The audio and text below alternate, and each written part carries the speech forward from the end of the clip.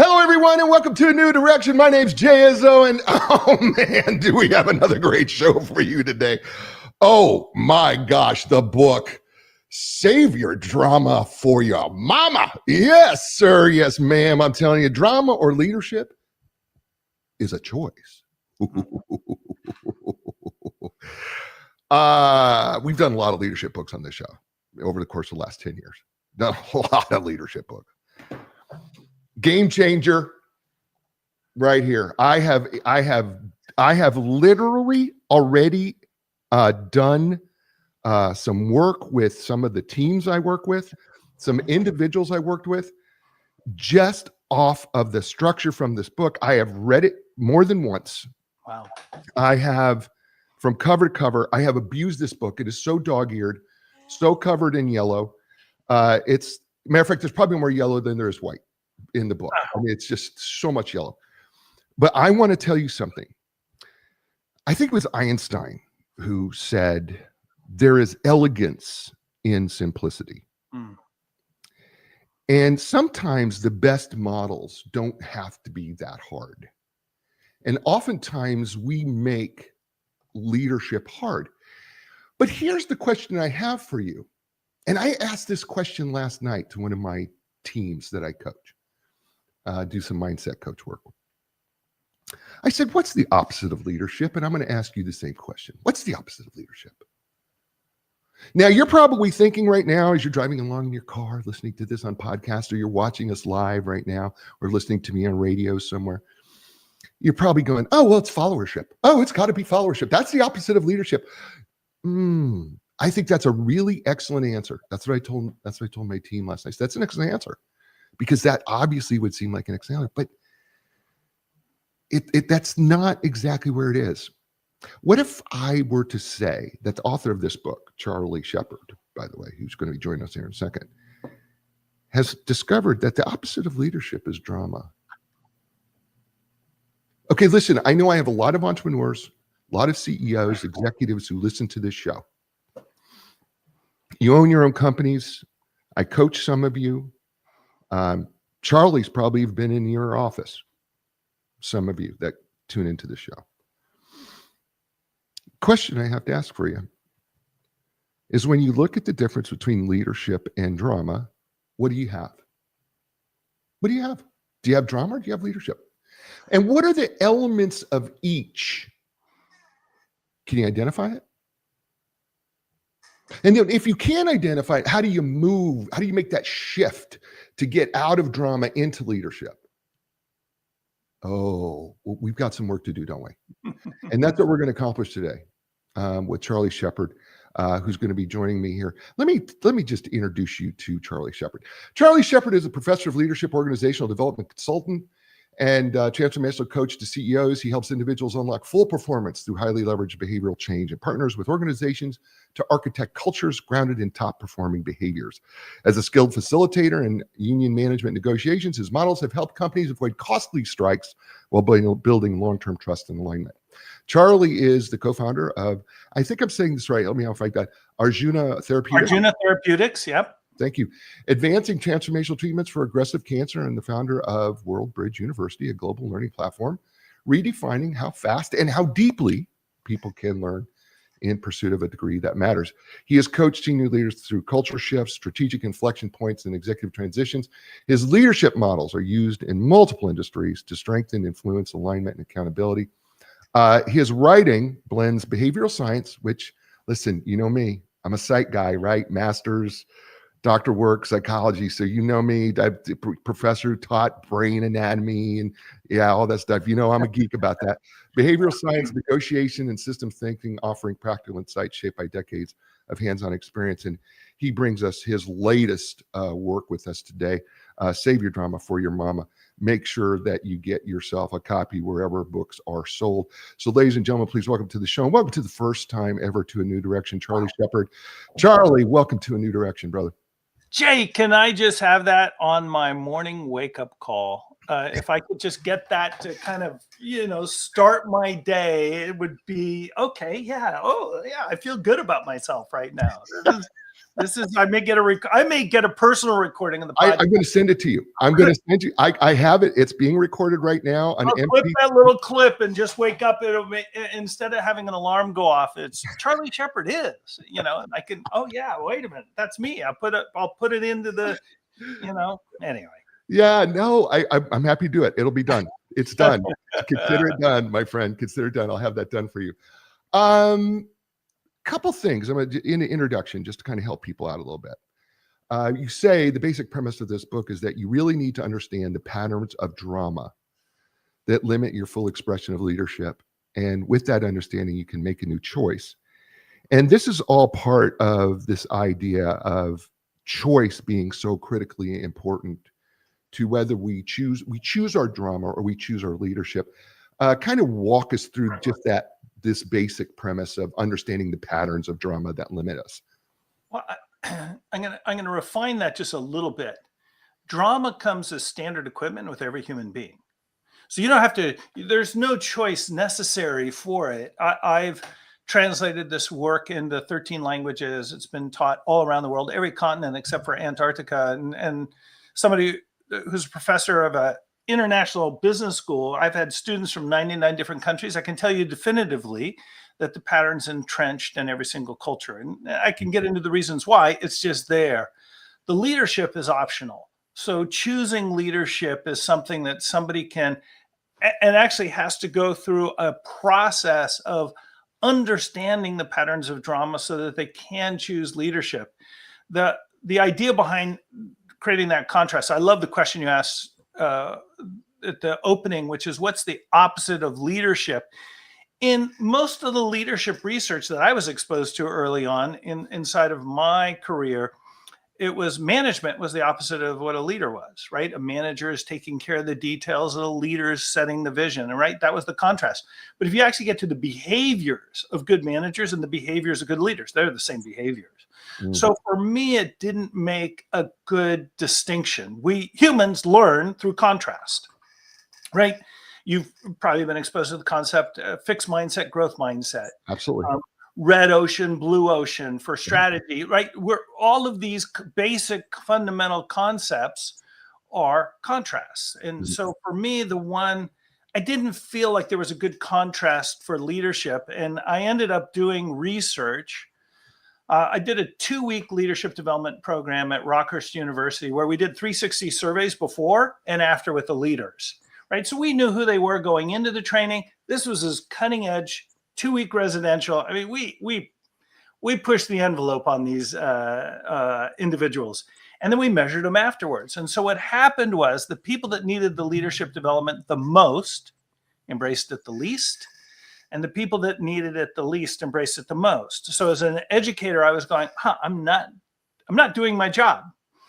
And so how do I get that group that really needs to grow their leadership to the next level? And that's when the whole idea of taking a look at the patterns of drama and how it gets created as a contrast to leadership came into my mind. And that's what I've done research on over the last 30 years now. So it's new, but I would say this concept's battle hardened. It's not that there aren't refinements to it here and there, but the concept is pretty battle hardened inside of like people that break rock for a living on the rock face to high tech and biotech companies. It's a pattern that is universal enough that I can sit here definitively and say, yeah, people can see themselves in the patterns of drama or leadership.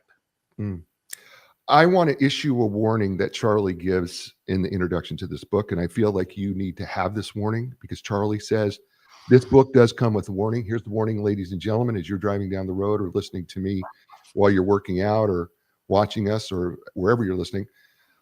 Here it is.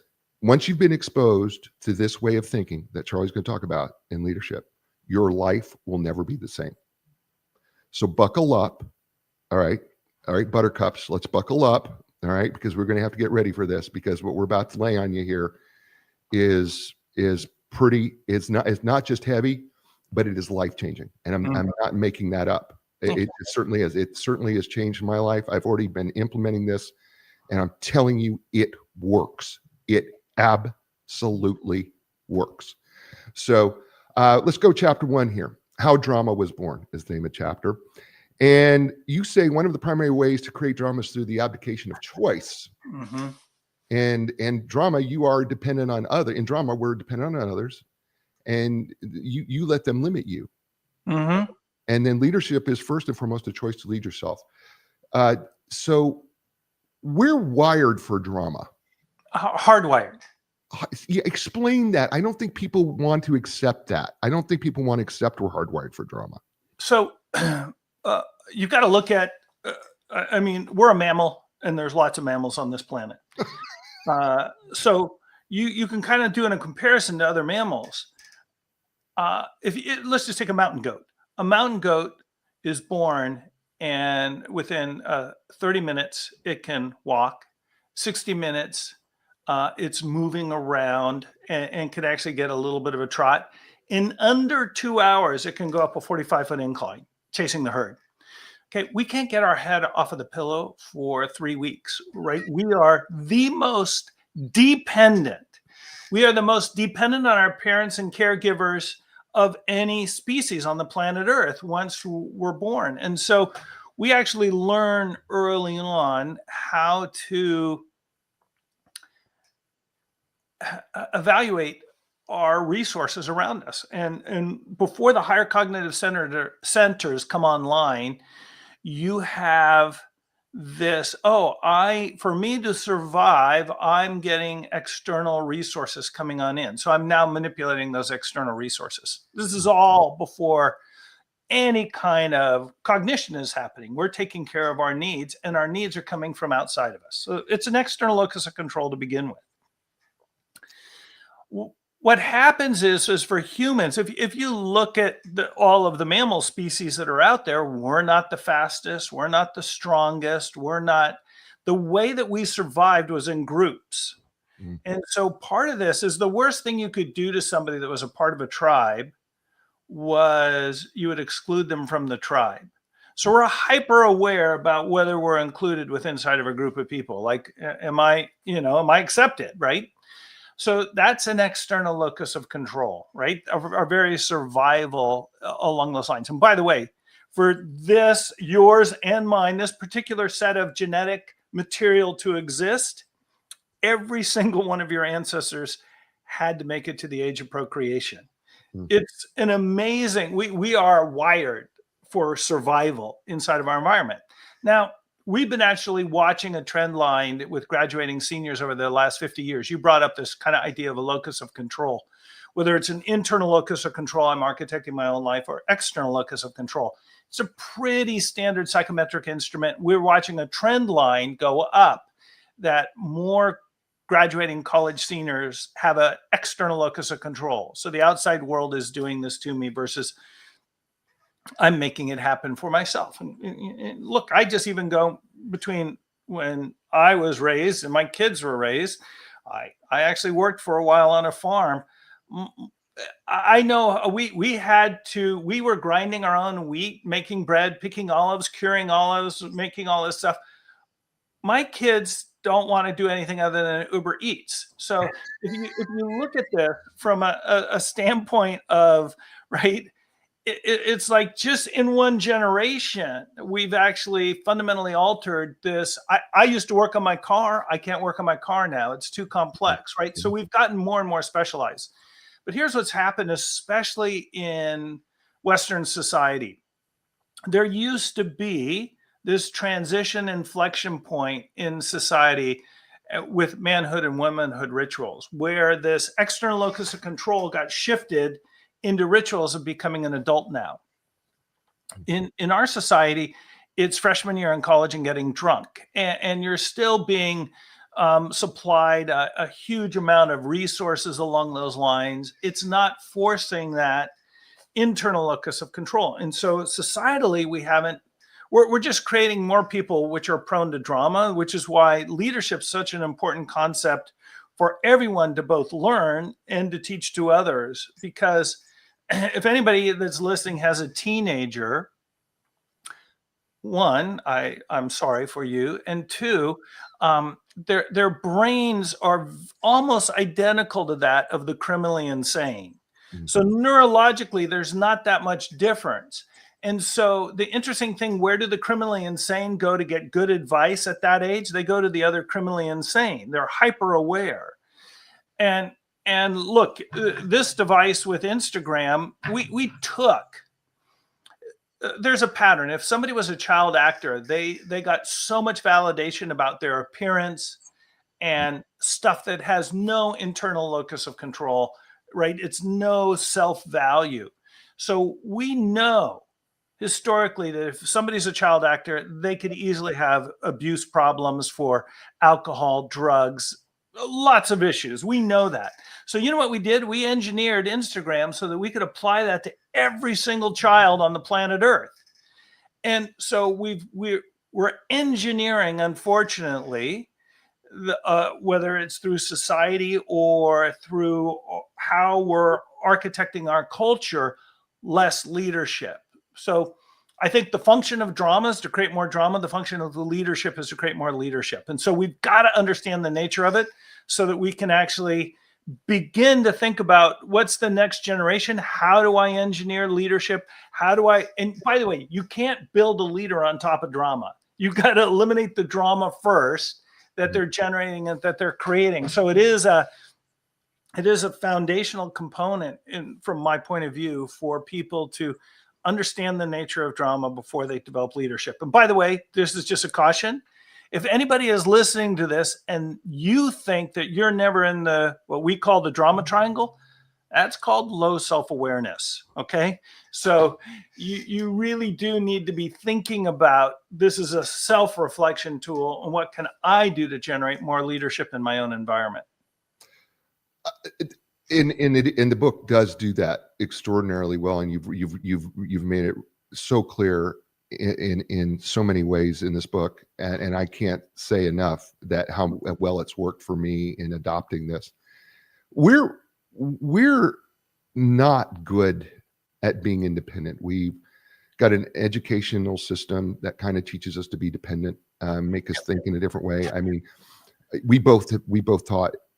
I have taught at university off and on for 30 years.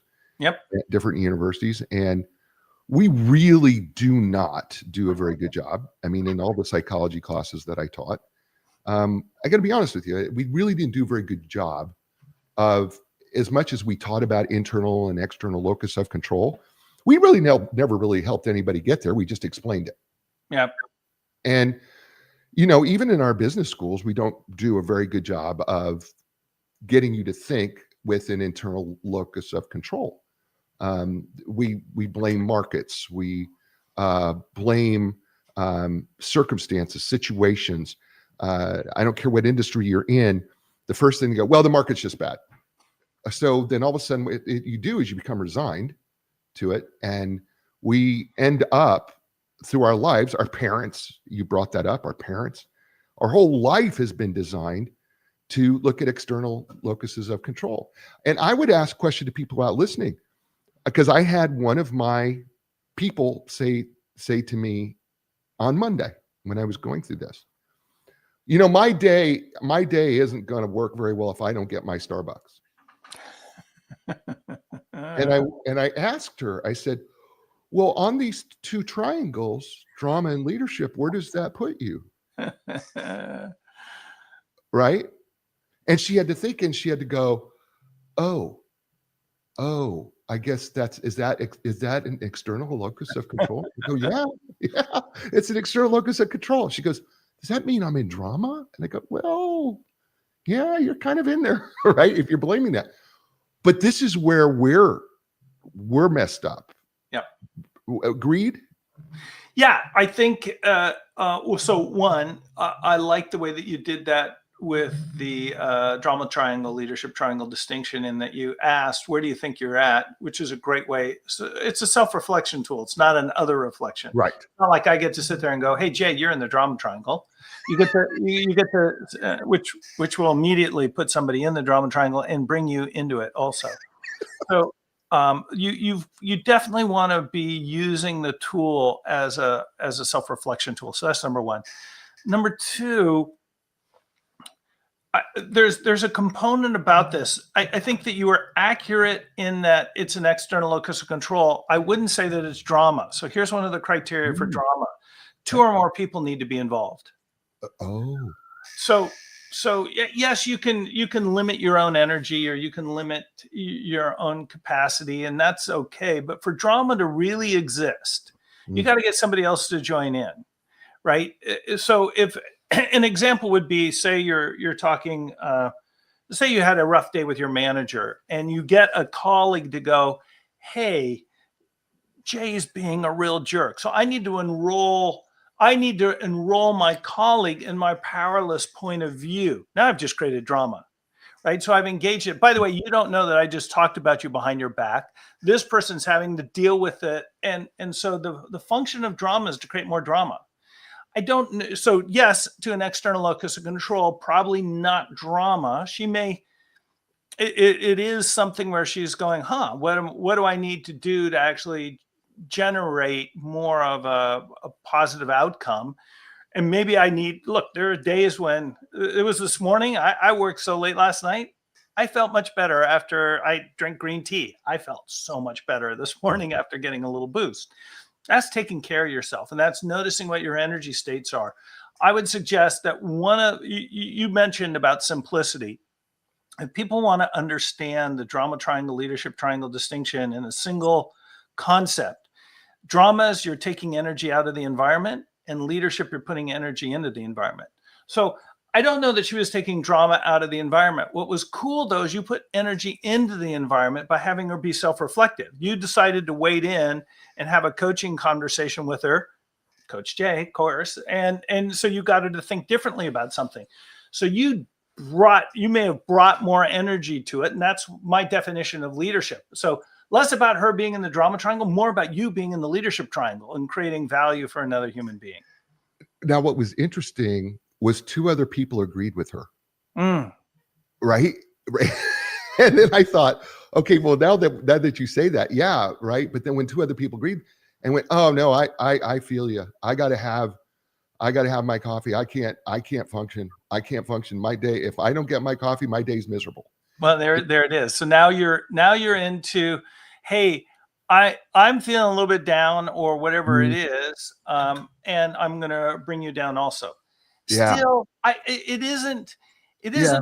fully what I would call the drama has to it. There's like an intentionality to it.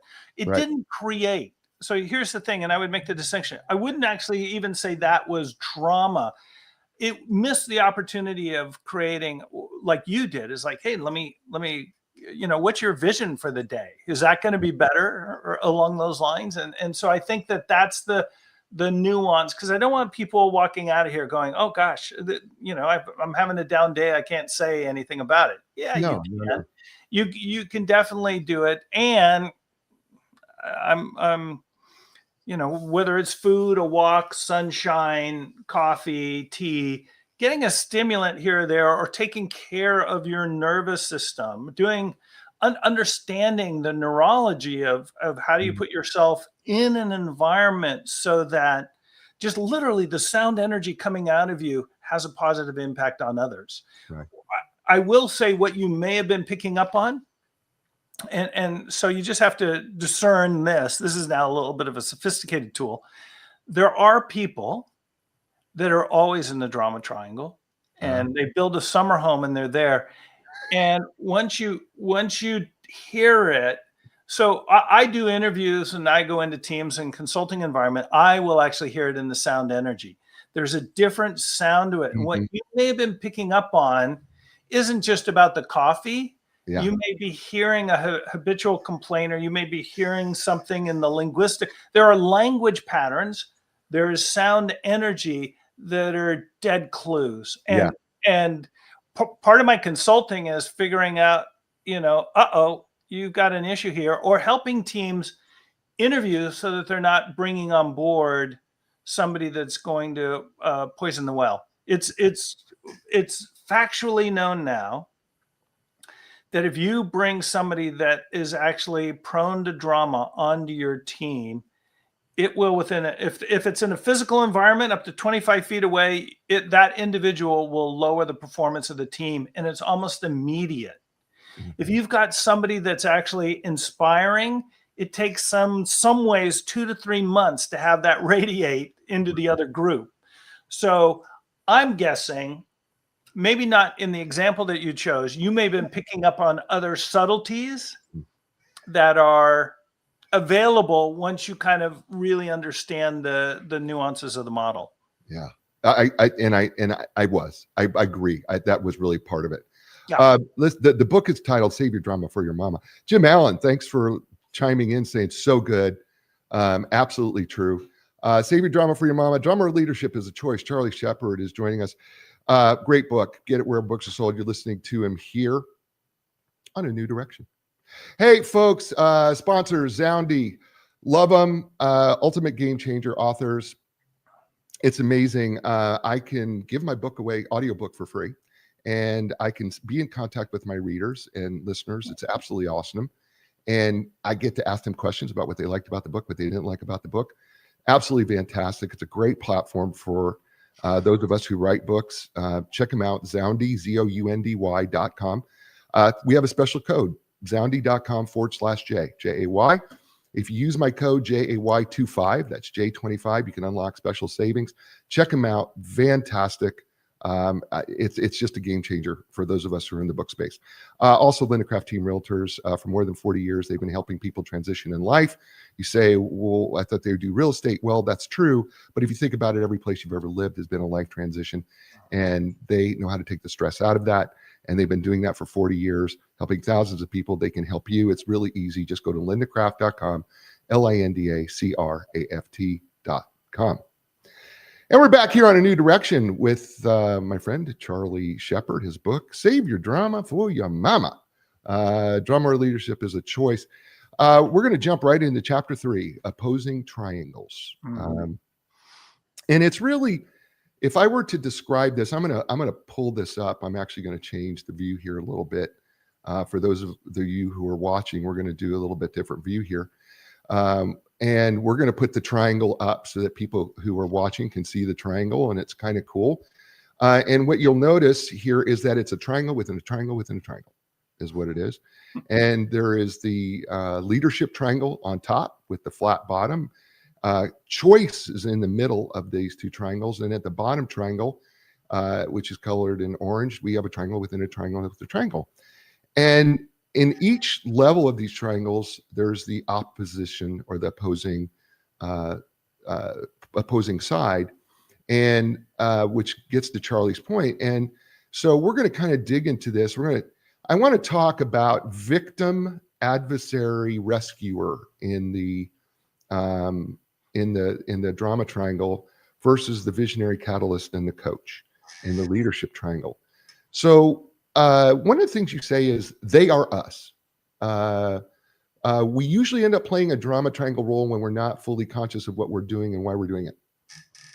And we live unaware of our behaviors. And you brought up self-awareness, and we're not very good at self-awareness, by the way. It's something we're just not very good at, and it's something we have to practice. So let's walk through the first one. I think is pretty easy. The victim. Let's walk through. How do we get into the victim? What is the victim? Who is the victim in the drama triangle? What do they look like? And I like to speak about my own situation. So I'm definitely a climate change advocate, in that I think that there is a generational crisis that's happening along those lines. And I was having a conversation with somebody that was denying it, and I found myself in the victim role. I went, I started getting judgmental. I didn't have a story. And then I started to feel like I was powerless to do anything. The environment, the critical mass, everything, I just felt, and you can feel when you're in the victim role, you feel powerless. Sometimes if you're in a role, even a relationship that you no longer feel is working, that is, you can be inside of that. And it's in the absence of making the choice. I get out of, so in my own situation, in the victim role, I realized I didn't have a point of view around climate. I didn't have my I didn't have a vision for what I wanted to make an impact inside of my own life in creating a more positive outcome. I mean, I think of the startup that I've created with Arjuna Therapeutics around cancer. My mom, at basically my age, was taken from multiple myeloma.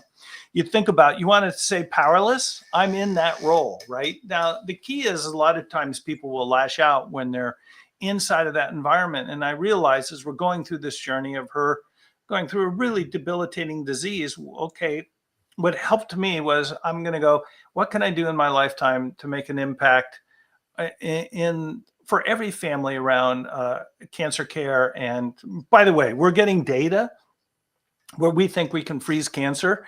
And this is like a 6-year journey. I was just talking with our CEO this morning, and we feel like we're going to be able to freeze cancer in place and actually make cancer survivable.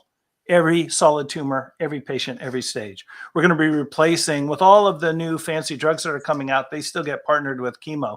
We're going to create a better chemo that's survivable. So anyway, there's things that you can use being in the victim role as a going, okay, I'm here, I'm stuck. I feel the energy of that. What do I do to create a compelling vision about what I want to do to architect my own life? And so, yeah, the victim is you feel powerless. That's basically the point of view. I feel like I can't get out of this relationship, but I'm in the relationship. I can't leave this job, but I'm in the job. I'm having, powerless to my ideas aren't being accepted by the organization I'm in, whatever it is.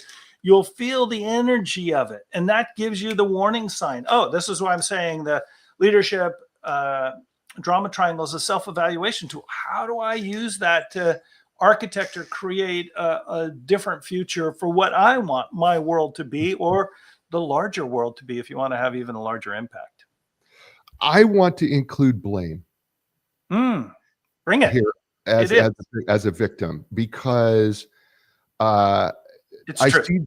I see this so regularly when people blame other things, other situations, other people instead of themselves. That I believe, and I think you point this Jay, out. why did you bring that up? I can't believe you're interrupting my flow. Why are you doing that? It's so easy to do. It's so easy to do. But you're 100% correct. The evidence of being in the victim role is blaming external events, things, people, relationships. It's not your fault. That's Right. the main thing. It's an absence of choice. Right. Now, I want to take a look at the opposite, because the victim is at the very bottom of that triangle. And at the very top of that, the leadership triangle is the visionary.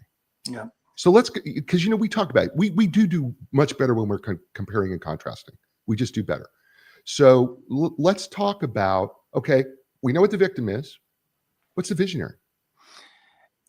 You can have so many visions on so many different things. I got exposed when I did my research around leadership. My great uncle worked for Walt Disney, and he actually was Mickey Mouse voice. He invented Huey and Louie, and that whole group. He did the screenplay for Pinocchio, and so if you look at Walt Disney, the amount of things that he was visionary about is just extraordinary. Whether it's just even a storyboard for a movie, color movies, theme parks, all of this, just an amazing capacity to have vision. So we know who these famous visionaries are, right? I look at one of my customers and clients I've been working with for a long time is Gary Friedman, who's the CEO of Restoration Hardware, RH. And what they've been able to do for a furniture store is nothing less than extraordinary as far as reimagining retail. When retail's so challenging for everybody right now, they're crushing it. Right. So he's a visionary daily. And I think that it is an engine that you can work on, which is, how do I imagine the future?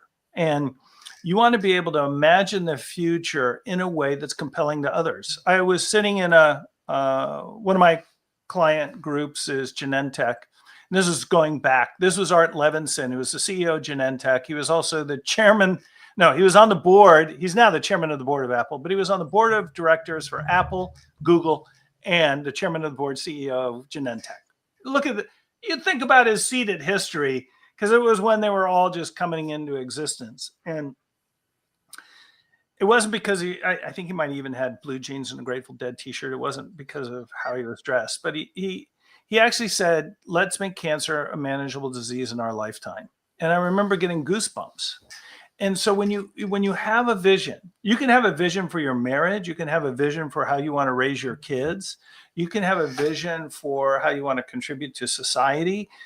You can have a vision for the environment, whatever it is that you have a vision on. The definition is, does that vision give you energy, right? That's kind of the main purpose. Do you wake up in the morning going, yeah, I get to go do that. And so, and if you don't, then think about what your vision is, and if it doesn't inspire you, then there's some work there to be done, because energy attracts energy.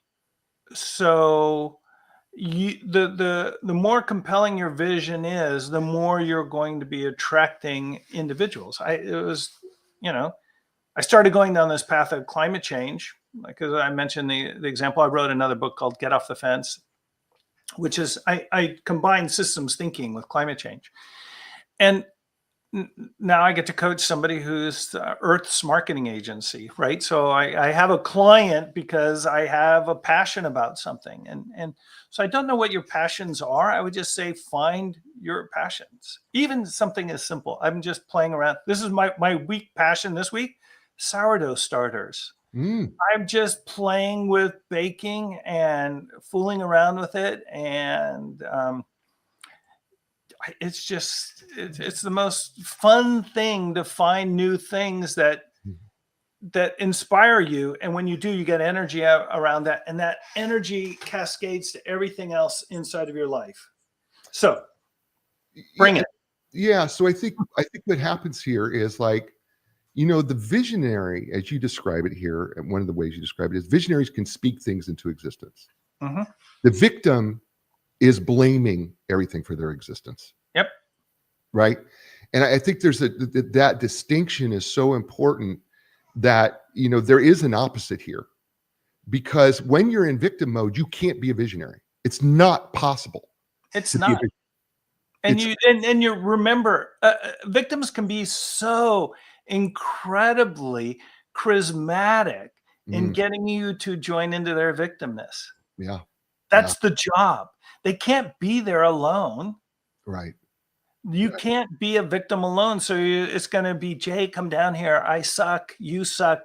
Join me in my suckiness. Right. It's going to be, did you see what they did? Right. Blame. Where on the other side, you just even look at the podcast. Like, I felt really good with the introduction because you were being my advocate. Right. And so and that is, you got the blame part right. Your evidence about whether you have a culture inside of your team. I would say blame and gossip are the two leading indicators that your culture and your team is in the drama triangle. The two leading indicators of that everybody's in the leadership triangle is people being each other's advocates, setting them up for success, and genuinely appreciating others and acknowledging them, letting them know, hey, Jay, and I can genuinely say this is the introduction, but the fact that you read the notes, you're so prepared for this podcast. Like, I'm feeling like I've never covered this much quality territory before in a podcast. And so I just feel so good. You've done, you said that you dog-eared it. Brother, you have, right? You've really created that. So I just want to say thank you. It makes me want to do anything with you in the future. And guess what else it makes me want to do? I want to be your advocate. How do I help you succeed, right? So that's there's an energy dynamic at play that is real. It's not fake. And you can start to feel it and sense it. Yeah. Here's the thing. If you hire somebody that's prone to drama inside of your team, well, I do a lot of interview coaching for teams that want to make sure that they're hiring correctly. If you want to make sure that you're not bringing that on board, because the thing that the person who's prone to drama will do, they'll get other people prone to drama. Either of your existing staff, you can find it. It's hardwired into every human being. So anyway, blame is a cornerstone. Yeah, it is. So let's move to catalyst versus adversary. Yeah. Who is the adversary? What You're do not getting this concept, are you, Jay? No, I'm not. Beyond you. Anyway, I'm just. No. The adversary does. It does a one up, one down. It's like, if you ever want to listen, probably the best example, because it's happening every night on TV. If you want to see the adversary in action, watch the news hosts of the political pundit shows. They'll usually have somebody from either the right or towards the left, and they're just sitting there going, "You're an idiot. You don't know." And they talk over each other and everything else. And if you listen to the sound energy is they're doing that with each other. It's not that much different than watching a promotion for the Wrestling Federation, right?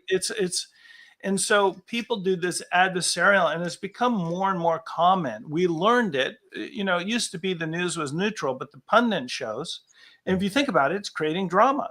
Right. Well, we're wired for it. So what do you think Right. sells advertising? You Sure. could watch these two individuals after their little performative discussion, and they're all buddy. They're creating outrage to keep our eyeballs engaged. That's the adversary. The catalyst understands that for me to unlock real value in others, I need to frame the environment or the business issue or the outcome, or it brings people together so that they can become great thought partners for each other. They understand the idea behind the collective wisdom and aggregating that information. So they're extraordinarily good at choosing the right frame, right? That would be the leadership component. Here's what we need to do to go on in there and make a better decision. And so they're going to go, hey, let's make sure that we stay inside of the problem frame a little bit longer before we go to the outcome frame, before we go to ideation, before we go to evaluation. And they can hear all of that. So they're very catalytic. They're the type of individual that when you're on their team, they make everybody else better, right? Because they can kind of see the patterns that are happening, and they're sophisticated enough to actually create the structure and the environment to bring the best out of a group of people and leave them feeling really good about what they just did. And that's the difference between the adversary and the catalyst. His name is Charlie Sheppard. The book is entitled Save Your Drama for Your Mama. Drama or leadership is a choice. I want you to focus on that last word, choice. Right? By the way, you have a choice. You could choose this book. I suggest that you do. Okay. You can find it wherever books are sold. You're listening to him here on A New Direction. Hey, folks, great sponsors I have here, Zoundy, which I love so much. I got involved with them at the ground when they first started, and they help people who have books in audiobook form, and it's a great marketing tool for those of us who have written books, and I encourage you to do the same thing. Check them out, zoundy.com. It is a unique experience for those of us who have books in that audio space. It's such a great way for us to be in contact with our, listeners of our books. And I really highly suggest it. Check them out, zoundy.com, ZOUNDY.com. Do a /J. You get to use my special promo code that they gave me for listening to A New Direction. It's JAY25. So just go to zoundy.com /J. Use my code JAY25. You unlock special savings. Also, Linda Craft Team Realtors. I'm biased. I'm going to admit it. I'm biased about them. But I will tell you that I think they have probably the best website on the planet. And when it comes to real estate, and I'll tell you why. Everybody's got listings on their, and they talk about market updates and all that stuff. But here's what they did. They went out and found a child psychologist to talk about moving with children. They went and found a veterinarian to talk about how to move with a pet, when you're relocating. And so they've added so many pieces to their website that's not just about, the same old things that you see. They actually have information that you can use to go, hey, is there a difference between moving boxes? Yeah, you know what? Guess what? They talk about that too. So it's a fabulous website. I really encourage you to check it out. It's a all-in-one stop shop for real estate. They have a great show called Real Estate Right Now, where they talk about real estate matters that matter to you, and they bring in all sorts of guests. Check them out. It's lindacraft.com, LINDACRAFT.com. And we're back here on A New Direction with my friend Charlie Sheppard. His book, Save Your Drama for Your Mama. Drama or leadership is a choice. I want to finish up the three on the top of the triangle, the rescuer versus the coach. That one's an interesting one. Yeah, it really is, because there's going to be some people out there, and I have to admit, I got kind of caught up into, well, Charlie, I mean, is a rescuer that bad? But then you altered me. Yeah. Darn you, Charlie. You altered me. It's a distinction. Look, I'm an Eagle Scout.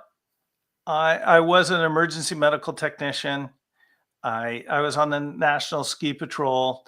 If somebody's hurt, I'm going to go rescue them, right? It's in my DNA, right? So I'm not talking about that kind of rescuing. I'm talking about that if I have a piece of feedback to give you, Jay, and I rescue you from that feedback, I haven't done myself or you any favor. And usually the reason why I wouldn't have that conversation with you, because I have a limiting perception inside of my mind. I've actually judged that you can't handle the feedback. So now I'm not going to do it. And then I've got a judgment that sits here in the back of my mind that I've rescued you from this feedback. Or say I give you a project and then you're not doing it to my standards. Instead of teaching or coaching or doing it, I pull it back and I'm actually going to go do that work right now. And so the distinction is that oftentimes rescuers are the mindset of it, besides the savior complex. I'm going to rescue you.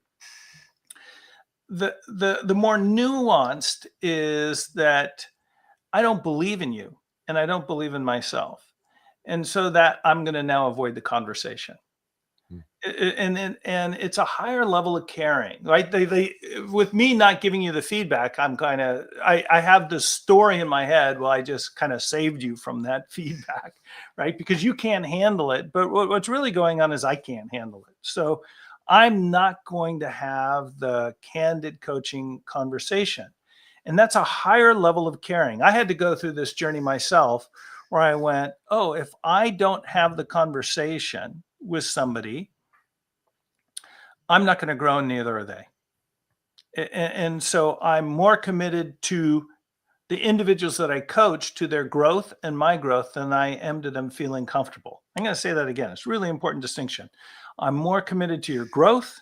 I'm more committed to you growing and me growing along with you than I am for me feeling comfortable and for you feeling comfortable. And that changes everything. It allows you to be accountable for your own growth and for the other individual's growth. And you're not going to avoid the conversations. If you're in rescuer mode, you just, gosh, it's so much easier if I just do the work. I'm just going to do it myself, or I'm just going to save this person from that situation or circumstances.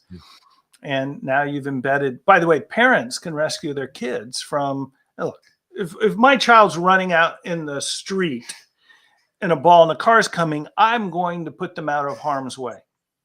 And yet we've got to go through a learning experience. And I would suggest that sometimes adversity, it's been shown, challenging situations are more educational than everything going right.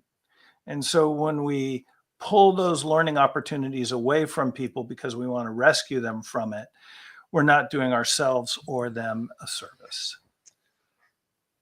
I so agree. And there was another piece that kind of hit me a little bit here. And that was, the rescuer seems to be a little bit of a people pleaser, maybe a lot of a people pleaser.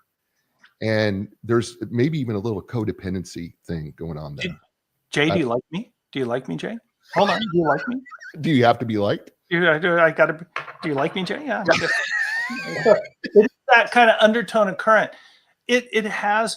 So I'm just going to say this directly. It's got a hook to it. Yeah. That's not healthy. Right.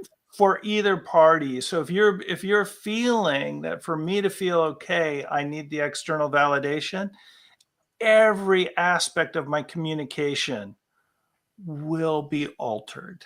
Well, and I think, when I think about the coach on the other side of this, right? Because we both coach. So when I think about that, I'm in learning mode as a coach, because it's not about me trying to necessarily teach you something. I'm in learning mode too, because I'm having to learn as I go along, because quite frankly, I walk into this with going, I don't have enough knowledge or wisdom, probably. I have to learn along the way. I just do. I just have to. I know that I have to. Well, Jay, you're actually modeling the behavior that you want the other person to do. So if I go and I'm coaching somebody from the position of expert, I'm going to elicit that they already know everything already, because that's who and what I'm being. So if I can actually go with, like, what am I going to learn from this conversation? How do I make sure that I'm open and vulnerable? I'm now being exactly what I want the other individual to be. So it's an elegant way of creating opportunities from growth. The expert role is a trap for both individuals when you're out there in the world of coaching. So I would suggest that the only way to truly, it's, I believe that the entrance to coaching is empathy. I agree. So if I can have a deep enough empathy, I will hear what's necessary from you to give you the advice that you need, which means I have to be open and vulnerable. And I'm learning right there along with you, but I have to be modeling the behavior of openness in order to create that transformation. Or otherwise, look, there's a lot of models of expertise in coming on in. Let me tell you what I know as a model of coaching others. And it's just not as elegant or sustainable when the expertise is the only engine. And I'm not saying you got to have skills to coach people on things. You have to have knowledge, but the joining of somebody keeps you humble, keeps you open, and you may have to grow equal to the individual that you're coaching in order to make the kinds of shifts and transformations that are deep and sustainable inside of their world and their life.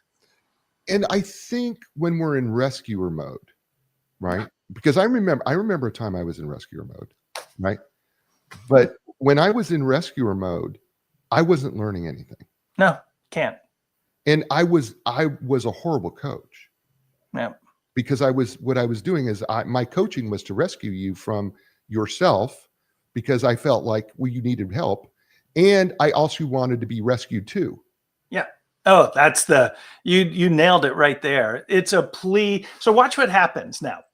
Say I'm coming on in here and I'm rescuing you from a piece of feedback. Say I want to be having a candid conversation with you, and judgment goes into my head. You can't handle the conversation. So now I've rescued you from that piece of conversation.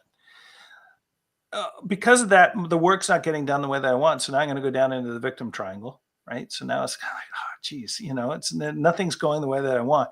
Then it's going to hit a certain threshold where I go, man, I'm mad at you, because now I'm mad at you. So now I'm back over there in the adversary because I didn't have the conversation. And you keep stacking that triangle on top of it.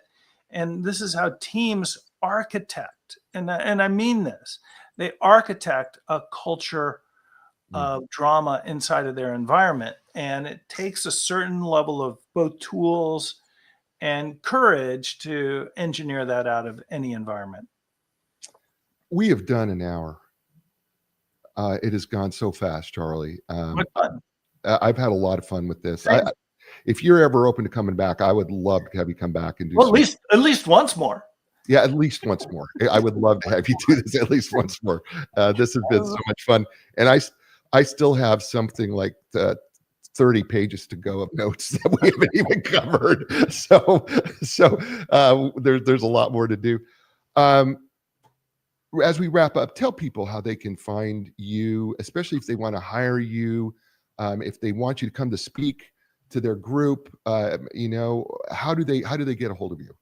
Well, there's a big refresh going on at shepherdpartners.com. It's not quite out there. We're rebuilding the website, but the old one still lets you contact me. I'm in LinkedIn. So Shepherd Partners is SHEPPARD Partners, PARTNERS.com. You can find me that way. I'm finding a lot of people. It's great. LinkedIn's now actually become a marketing tool where people will go and say, "Hey, we know you from this place. Would you mind?" I've had amazing work that happened this year just through LinkedIn. So connect with me on LinkedIn. Most people are buying the book on Amazon.com. We're coming up with a Kindle version that'll be out there in a little bit. It's actually edition 2 is coming up on Save Your Drama for Your Mama.